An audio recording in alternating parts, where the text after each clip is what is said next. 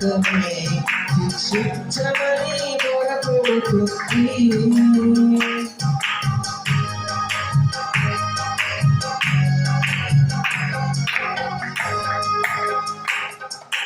నన్ను చంపాడని నిలదీయగా ఆ దేవుడే వదలలేదుగా. ప్రతికారం తీర్చాలని మొరపెట్టగా అయ్యేనునే వదలలేదుగా.